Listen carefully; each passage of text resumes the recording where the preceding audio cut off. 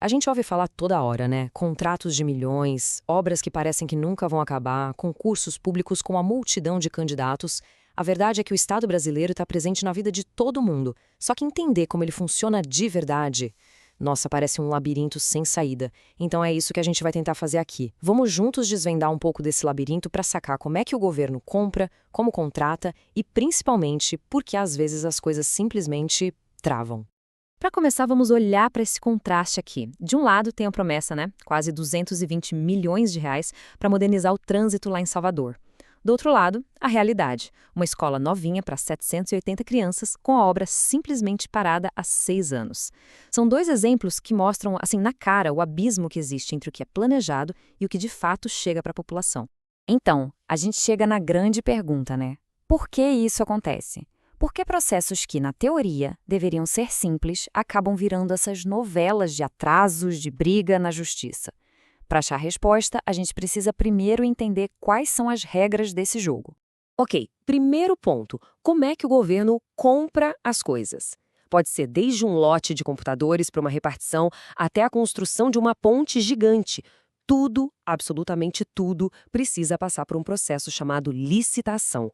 Essa é a regra número 1 para garantir que o dinheiro público seja gasto de um jeito justo e competitivo. E para a gente entender na prática como isso pode dar errado, o caso dessa escola da Vila Natália é, sim, um retrato perfeito do problema. Pensa bem, a construção começa lá em 2019, aí no meio do caminho, a empresa que ganhou a primeira licitação simplesmente larga o projeto, com a obra pela metade, alega que os custos subiram por causa da pandemia. O resultado? Anos se passam e só agora estão tentando de novo, com uma outra licitação de 4,7 milhões de reais para ver se finalmente a obra termina. Mas olha só, os problemas não vêm só de coisas inesperadas, como foi a pandemia. Muitas vezes, o nó está nas próprias regras do jogo. Lembra daquele contrato de Salvador de 219 milhões? Pois é, ele foi suspenso pela Justiça. E a justificativa da juíza é muito reveladora. Ela disse que mudanças de última hora nas regras da disputa feriram princípios básicos. Um deles é a isonomia, que nada mais é do que garantir que todo mundo que quer participar tenha as mesmas condições de competir. A briga ali era bem clara. De um lado, a acusação dizia, olha, não dá para mudar as regras sobre quem pode participar e como enviar os documentos em cima da hora, isso atrapalha a competição. Do outro lado, a Transalvador se defendia dizendo que as mudanças eram pequenas e que o processo todo estava de acordo com a nova lei de licitações, um impasse total. Bom, agora vamos sair das compras e falar de gente. A principal porta de entrada para trabalhar no serviço público é o famoso concurso público.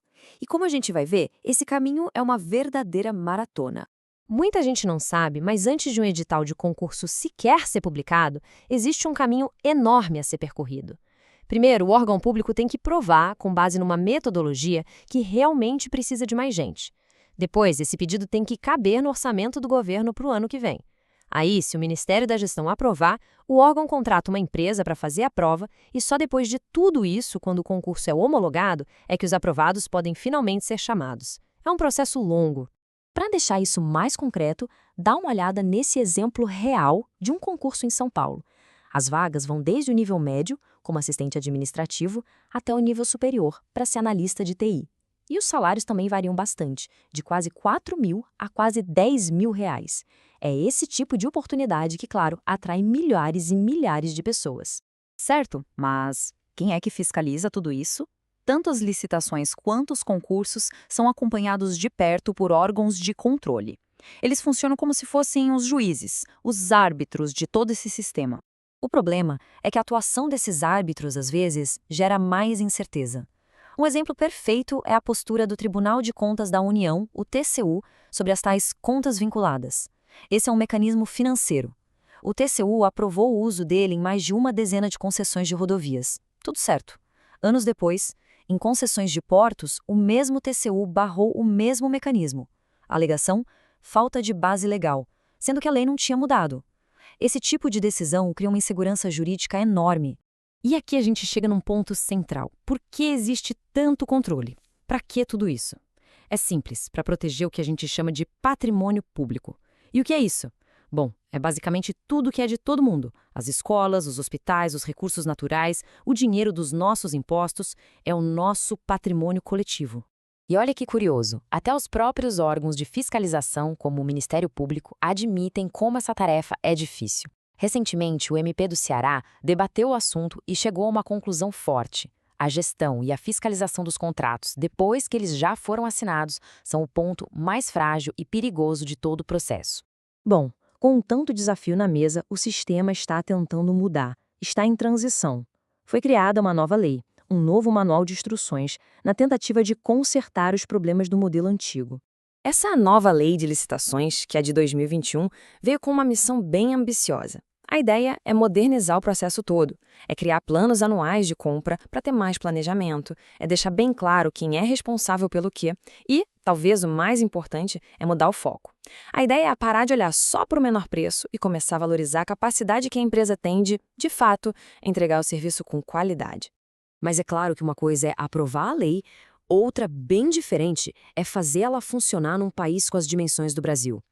A verdade é que as instituições públicas, desde as pequenas prefeituras até os grandes ministérios, ainda estão se adaptando.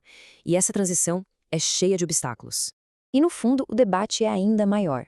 Não é só sobre as regras de como comprar e contratar. A discussão mais profunda é sobre qual deveria ser o verdadeiro papel do Estado na economia. Por exemplo, essa proposta de criar uma estatal para explorar terras raras, a Terrabras, mostra bem essa tensão.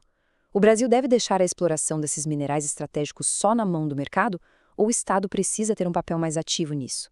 Então, no final das contas, com uma lei nova em vigor e com os órgãos de controle mais atentos, a pergunta que não quer calar é: será que tudo isso vai ser suficiente para finalmente diminuir aquela distância entre a promessa do governo e a realidade que a gente vê no dia a dia? Essa é uma questão que, por enquanto, continua em aberto.